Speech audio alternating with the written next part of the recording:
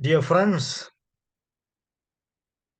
Kofi Annan once said, we may have different religions, different languages, different colored skin, but we all belong to one human race. I think in the light of the diversities in the world, and we must accept that we live and experience in a world full of diversities, of culture, of ethnicity, of religion and language. And each culture, each region and religion and language are unique as each human being is. However, any idea of imposition of one's culture on others is unacceptable and unwanted. Many problems of the world are due to the attempts to make someone's culture dominant to others. To an extent, the division among nations, disharmony in the society, violence among people, and wars between countries, etc., are owing to attempts of cultural hegemony of one nation or group on another. When I say this, we must remember that what we have witnessed in Manipur state of India. We have witnessed the first ever expression of ethnic divide. And I think most of the authorities, both in government and the civil society, were failed to understand the demographic and geographic nature of the state. In fact, the hate mongers there wanted only a small triggering point to explode. Using the triggering point, the violent groups went on destroying the properties belonging to one group or the other that they see as their enemies, and attacked unarmed people, destroyed their lives and livelihood, and looted and burned down their worshipping places of both the communities. In other words, using the ethnic divide as a shield, they destroyed the churches and church institutions belonging to both the communities. This must be studied and analyzed to see who is behind these sorts of communal violence. The hatred and the scars that have created in the minds of people is not going to go away that easily, especially on children. The horror they witnessed is going to create further long-standing enmity among people on both sides if responsible people in governments and community leaders do not take serious corrective measures. While the governments, political parties, civil rights groups, NGOs, etc., have a big role to play in a non-partisan way to build bridges among different ethnic and religious communities, we educators have an added role to evolve a long-term strategy to work upon to build peace among all sections of people. The ethnic and communal clashes in Manipur state and the recurring religious and cultural violence elsewhere due to hatred among various communities is a concern. It must be a concern for educators. The horrible violence and arson are a blotch to any democracy or secularism. We believe that only education can bring awareness, peace, and harmony among all sections of people. If education fails, everything fails. If the foundation is weak, the building collapses. Our world and our country today are tainted by polarization and fear of difference. Intolerance is taking place in many different forms: extreme nationalism, religious fanaticism, ethnic fundamentalism, tribalism, racism, sexism, and sectarianism. You can see in many parts of the world. The question we as educators must ask is, do we want the growing generation of our young children, our students, and our youth keep growing in hatred and revenge? We Christians have a strong spiritual footing that embraced the process of inculturation. We are to find God in all places and cultures while bringing the gospel message of divine, compassionate love to our students and our people. Therefore, the Catholic educators should respond positively and actively to the diversity of its students, teaching community, parents, and the society at large, and celebrate this diversity as a gift. Therefore, for immediate action, I suggest 10 very important points for our educators to look at, and these points may help us. And therefore, let us look at these very, very seriously. I will share these points for you. Let us take these 10 points for us to look into. These will bring peace, and therefore I call it some steps for building peace.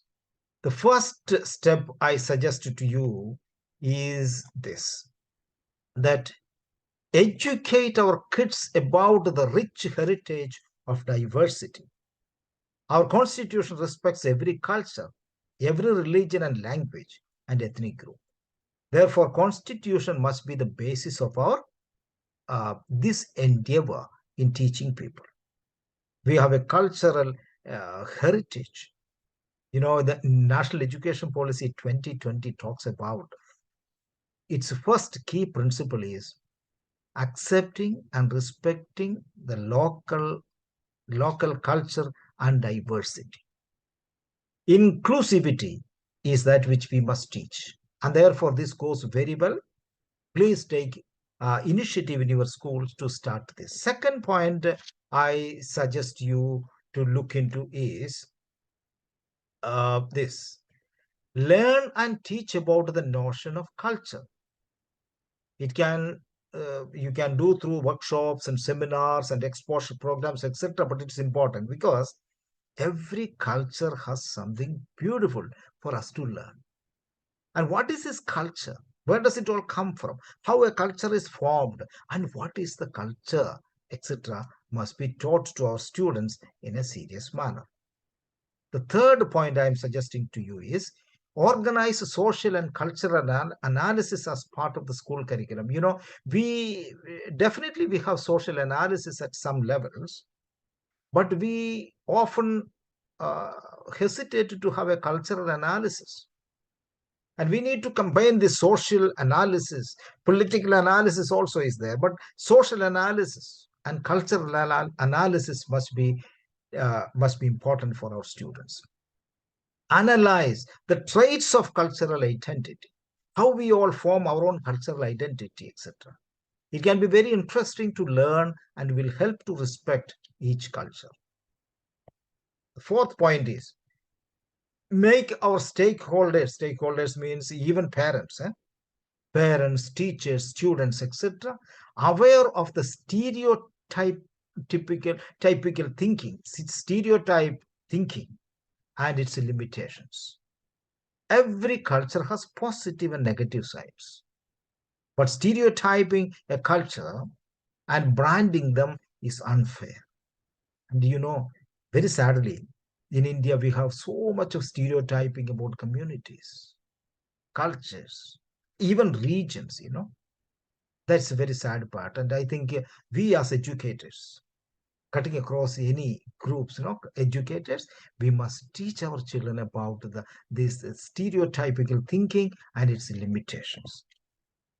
The fifth point is sharing and reflecting on experiences of prejudice, discrimination, and exclusion. And as I said, we have so many type of prejudices against communities.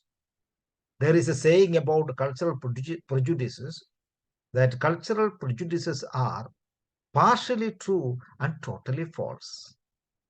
Partially true, it seems to be, but totally false. Prejudice against any culture is going to have disastrous consequences. I want to say that hatred against any community is a symptom of a decaying society. Do not encourage or spread any hatred against any group. Remember, any phobia is a sign of a sick mind. Sixth point is help students to examine the nature of power in relationship between dominant and marginal groups. Dominant means what I call is mainstream, so-called mainstream, those who are powerful, those who are in the urban area, etc. No, that's called dominant. And dominant and marginal, you can find everywhere. Even in a village, you will find that somebody is dominant culture, somebody is marginal culture, etc. Mainstream cultures have more exposure, media influence, social dominance. They have every facilities with them to propagate their ideas.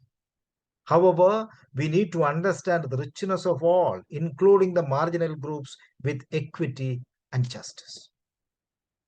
The seventh point is focus on understanding of diversity, which will help us to grow in unity in diversity. Unity in diversity. This can help reducing the attitude of uniformity. We can learn to agree to disagree and living in harmony. Because look at the family. In a family also you will find different types of thinking, and even the characters, etc., are different. So also the societies.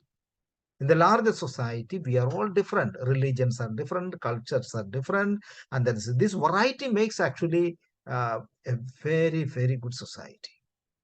We don't want uniformity. We want unity in diversity. And we need to listen to one another, agree to disagree with one another, not in animosity and hatred. The eighth point is to solve these problems. We also find the solutions like introducing global citizenship courses, global compact on education, which Pope Francis introduced. Intercultural communication is a must. Focus on exposure programs to enhance conscience, competence, uh, commitment, and compassion, and even collaboration. We need to teach our children all these important points. For example, the Jesuits education globally, we have through Educate Magis, we are running the course on global citizenship. We also actively involved in collaborating with the Global Compact on Education. That's 7 points. Intercultural communication is a special course we are introducing.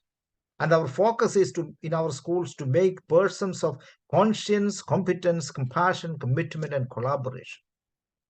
The ninth point is we can do immediately in Manipur and in Northeast and other states, etc., in our schools, form peace clubs in our schools.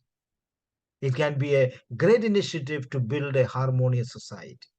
Children, they come together, they learn to be in harmony, learn about peace building, not dividing.